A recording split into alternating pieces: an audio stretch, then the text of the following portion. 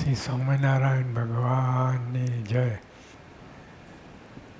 આંધળાને hero મળે પણ વિશ્વાસ ના હોય તો દુઃખ પામે છે. તેમ સત્સંગ પામ્યા પછી પણ જો દુઃખ મનાય તો તે પણ તેના જેવું જળ છે. यानी श्री जी महाराज ने कहा कि अंधे को जो हीरा प्राप्त हो पर जो उसमें विश्वास ना हो तो दुख पावे थे, तो वो दुखी होते हैं. अंधे को हीरा मिले पर जो विश्वास ना हो तो दुख पावे છે, તો એ દુઃખી હોતે હૈ. તેમ સત્સંગ પામ્યા પછી પણ જો દુઃખ મનાય તો તે પણ તેના જેવો જળ છે.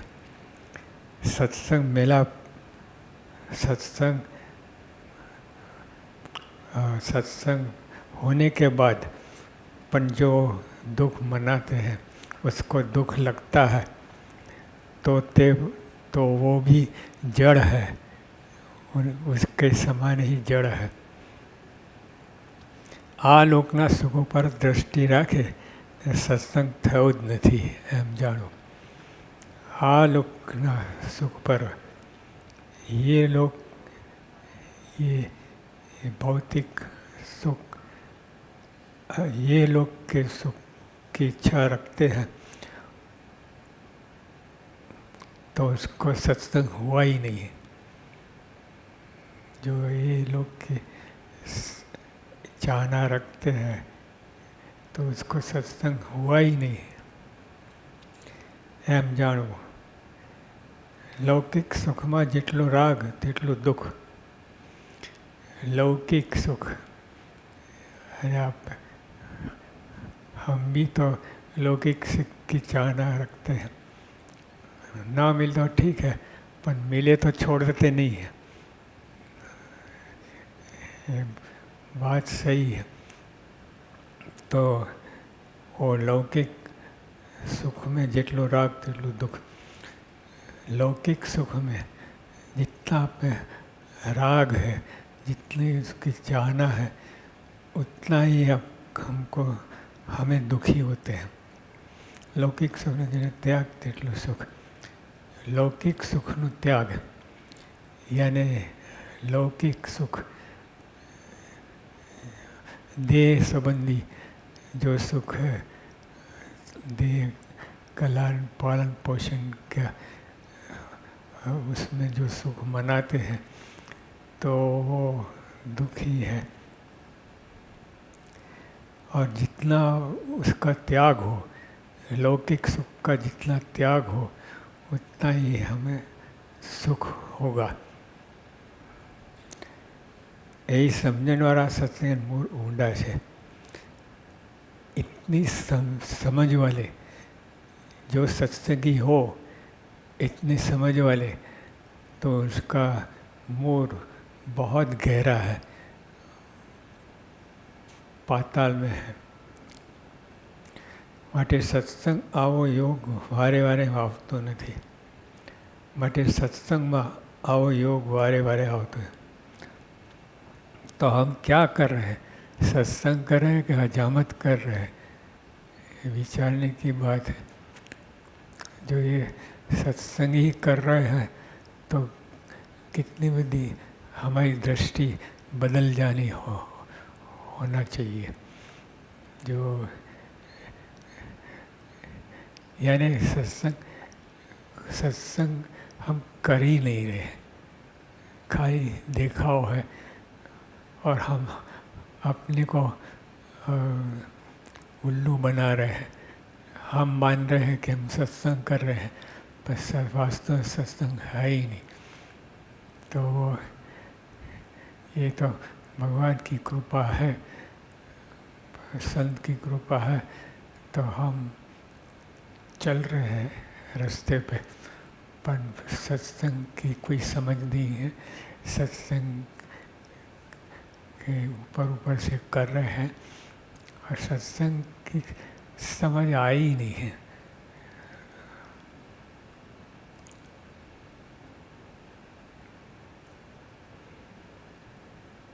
માટે સત્સંગ આવો યોગ વારે વારે આવતો નથી. सत्संग में भी सत्संग तो है, पर सत्संग में भी योग वारे वारे आवतो नहीं. इतना कोई जो योग हुआ है ये फिर मिलते ही नहीं है. ये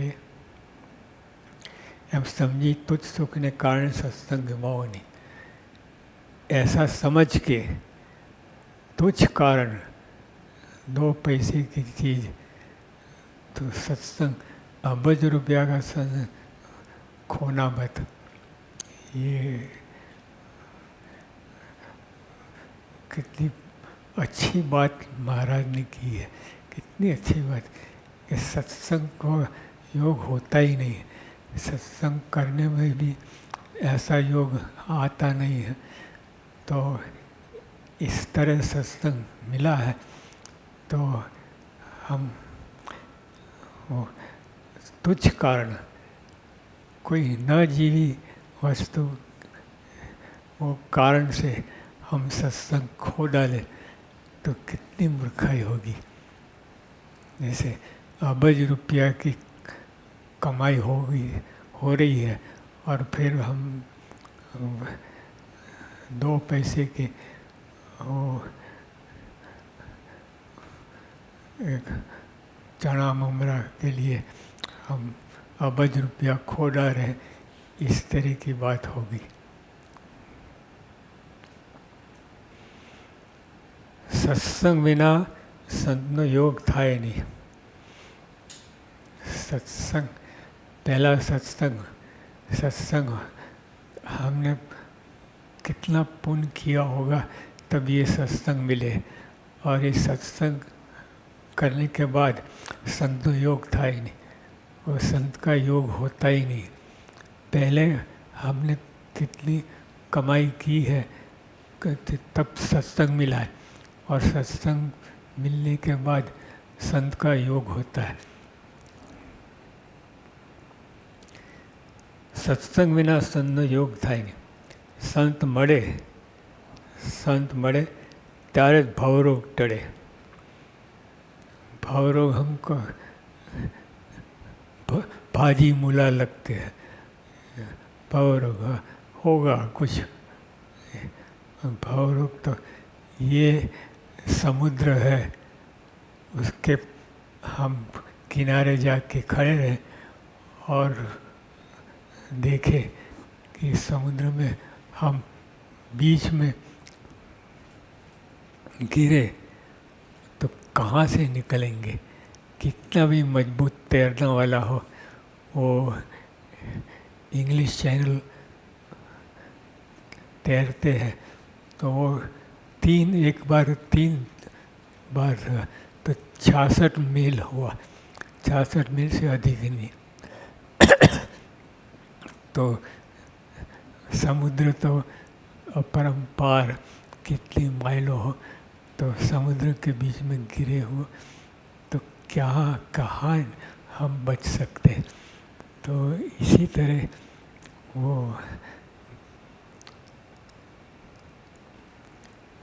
संत મળે ત્યારે ભાવરોગ ટળે. અને ભાવરોગ ये जैसी तैसी बात नहीं है. भावरोग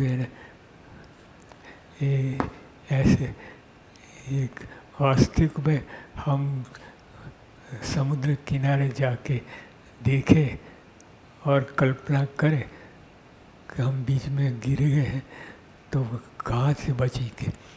तो इस तरह भावरोग तो ये तो खाली समुद्र के पार करने के लिए.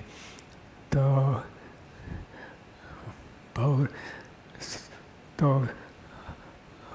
एरोप्लेन से पार होते हैं, पर भावरोग तो इतना कठिन है. भावरोग यानी जन्म मरण का फैसला करना उससे भी कठिन है. तो वो हम कहाँ से करेंगे. तो संत मिले हैं, ऐसे संत मिले हैं कि हम भावरोग को पार कराते हैं. तो ये कितनी बड़ी प्राप्ति है। तो ये हमारे मन में चलता ही रहना चाहिए कि संत की कितनी कृपा है, कितनी। तो ये चलते रहेगा, तभी हम ये भावरोग से उल्टी दिशा में हम जाएंगे। नहीं तो भावरोग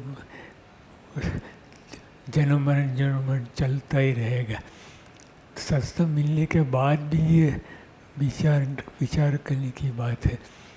तो ऐसे हम विचार करेंगे तभी हम सीधा रहेंगे। સત્સંગ વિના સંતનો યોગ થાય નહીં. સંત મળે ત્યારે જ ભવરોગ ટળે. સંત હરિના હાથમાં હાથ સોંપે છે, માટે સંત કહે તેમ કરો. कितनी बड़ी बात। संत का योग हो तो वो संत हम श्री हरि के हाथ में हाथ मिलाते हैं और वो वहाँ तक पहुँचाते हैं। कितनी बड़ी बात, सबसे बड़ी बात बन गई। श्री हरि के हाथ में हाथ हमको धरते हैं, तो इतनी बड़ी बहुत बड़ी बात है। तो हम ये सत्संग बच्चों का खेल मत समझना। ये सत्संग वो युवकों बालकों आके स्टेज के ऊपर डांस करके चले जाते हैं, वही सत्संग नहीं है। इतना ही सत्संग नहीं है, वो तो सत्संग की शुरुआत है। पर सत्संग तो कितना गहराई में है पड़ा हुआ। सत्संग जिसने पाया उसको सब हाथ में आ गया। तो ऐसी बड़ी बात है।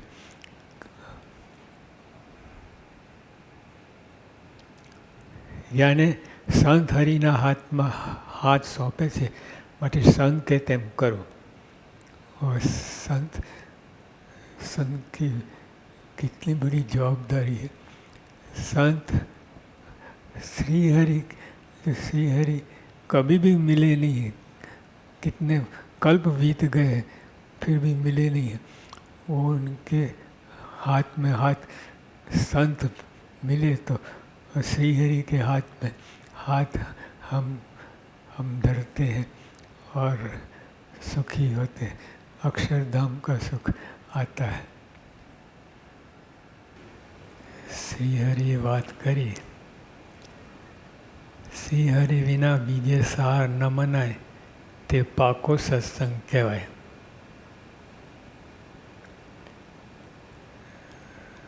श्री हरि के बिना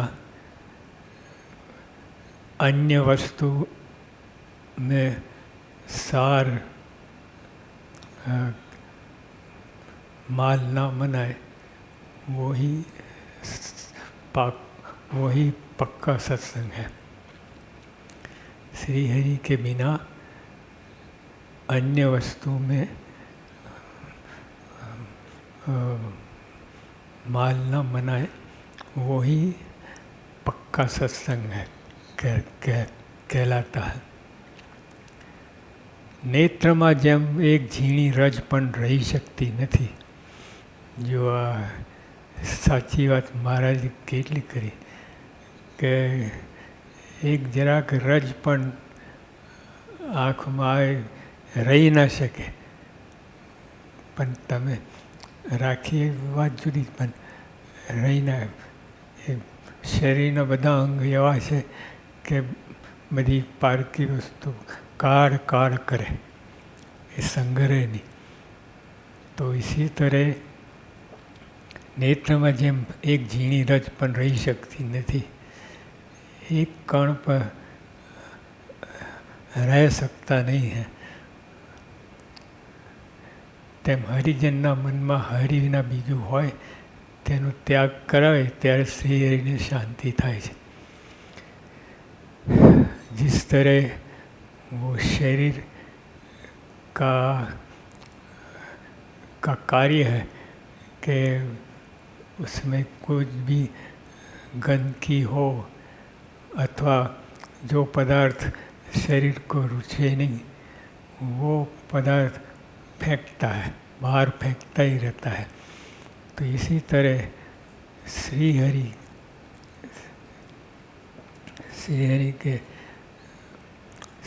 હરિજનને મનમાં હરિના બીજું હોય તો ત્યાગ કરાય ત્યારે શ્રીને શાંતિ થાય। जब तक वो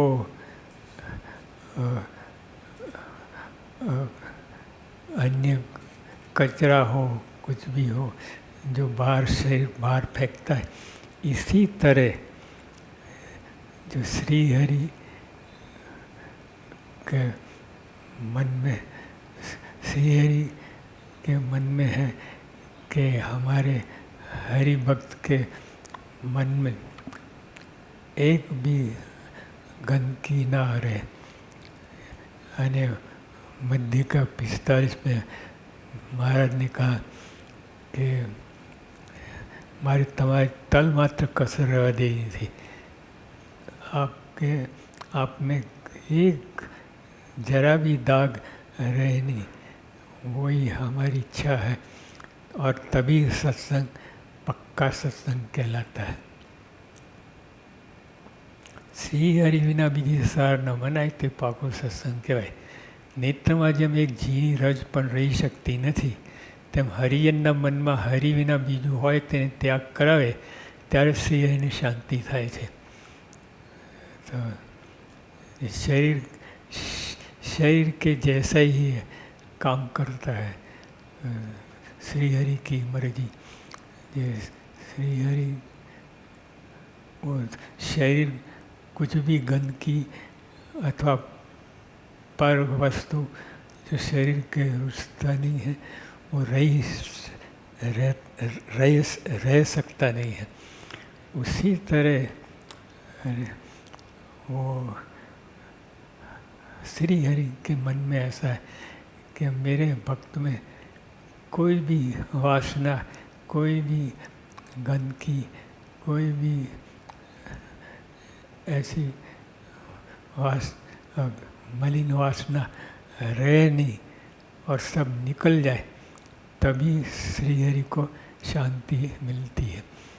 यानी श्री हरि को शांति तो है ही, पर हमारे तरफ से श्री हरि को शांति मिलेगी। પછી તે ભક્તને તજીને ભગવાન દૂર રહી શકતા है। और सबसे बड़ा फल तो यही है कि इस ऐसा भक्त हो उससे भगवान दूर रह सकता नहीं है, उनके पास ही रहता है। सच हो, जिस तरह छोटा बालक हो वो झाड़ा पेशाब करके गंदगी हो और वही पप्पा के पास चले आता हो तो पप्पा उसको स्वीकारेगा नहीं, जा जा जा नाक के धो के आ गए। तो इसी तरह श्री हरि उनके मन में ऐसी जब हरि भक्त पक्का हो, सब वासना ये तरह से दूर हो और तभी श्री हरि के पास रह सकते हैं।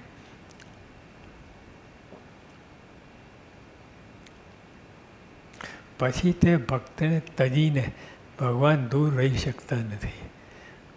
પછી वो सच बालक हो तो पिता गोद में ले लेता है।